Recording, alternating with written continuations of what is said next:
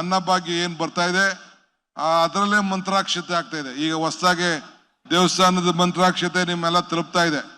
ನಮ್ಮ ಅಕ್ಕಿದೆ ಮಂತ್ರಾಕ್ಷತೆ, ಅರ್ಶನ ಹಾಕ್ಬಿಟ್ಟು ಅಕ್ಕಿ ಒಂದ್ ಕಡೆ ಇರ್ತದೆ, ಅರ್ಶನ ಒಂದ್ ಕಡೆ ಇರ್ತದೆ, ಅವೆರಡು ಸೇರಿದ ತಕ್ಷಣ ಮಂತ್ರಾಕ್ಷತೆ ಆಗ್ತಾ ಇದೆ. ಸೊ ಎಲ್ಲಿ ಸಿಕ್ತು ಅಕ್ಕಿ?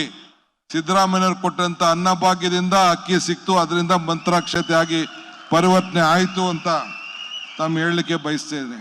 ಇವತ್ತು ಡಿ.ಕೆ. ಶಿವಕುಮಾರ್ ಅವರು ಅಕ್ಷತೆ ಹಂಚ್ತಾ ಇರುವುದು ಸಂತೋಷ ಸಂಗತಿ. ಈ ಒಂದು ಅಕ್ಷತೆಯನ್ನ ಅನ್ನಭಾಗ್ಯದ ಅಕ್ಕಿಯಲ್ಲಿ ಮಾಡಿದ್ದಾರೆ, ಅದು ಇನ್ನೂ ಹೆಚ್ಚು ಸಂತೋಷ ಸಂಗತಿ ಅನ್ನೋ ರೀತಿಯಲ್ಲಿ ಹೇಳಿದ್ದಾರೆ. ರಾಮನ ವಿಷಯದಲ್ಲಿಯೂ ರಾಮನ ಅಕ್ಷತೆಯ ವಿಷಯದಲ್ಲಿಯೂ ಸುಳ್ಳು ಹೇಳುವುದನ್ನ ಮುಂದುವರಿಸಿದ್ದಾರೆ. ಈ ಹಿಂದೆ ಹಲವು ಬಾರಿ ಸುಳ್ಳು ಹೇಳಿದ್ರು. ರಾಮ ಮತ್ತು ಒಟ್ಟಾರೆ ಹಿಂದೂ ಸಮಾಜಕ್ಕೆ ಸಂಬಂಧಿಸಿದಂತಹ ಶ್ರದ್ಧೆ ಮತ್ತು ಆಸ್ಥೆಯ ವಿಷಯದಲ್ಲಿ ಸುಳ್ಳುಗಳನ್ನ ಕಾಂಗ್ರೆಸ್ ಹೇಳ್ತಾನೆ ಬಂದಿತ್ತು. ರಾಮ ಒಬ್ಬ ಕಾಲ್ಪನಿಕ ವ್ಯಕ್ತಿ ಅನ್ನುವಂತಹ ಮಾತನ್ನ ಹೇಳಿದ್ರು.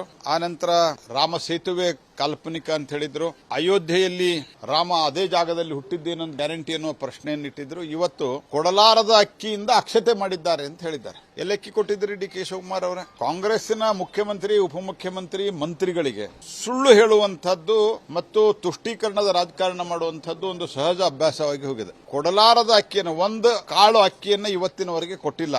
ಮತ್ತು ಅಕ್ಕಿಗೆ 5 ಕೆಜಿ ಕೊಡಕ್ಕಾಗ್ತಾ ಇಲ್ಲ, ದುಡ್ಡು ಕೊಡ್ತೀವಿ ಅಂತ ಹೇಳಿ ಅದು 1-2 ತಿಂಗಳ ಕೊಟ್ಟು ಅದನ್ನು ನಿಲ್ಲಿಸಿದ್ದಾರೆ. ಈಗ ಸರಿಯಾಗಿ ರೆಗ್ಯುಲರ್ ಆಗಿ ಕೊಡ್ತಾ ಇಲ್ಲ.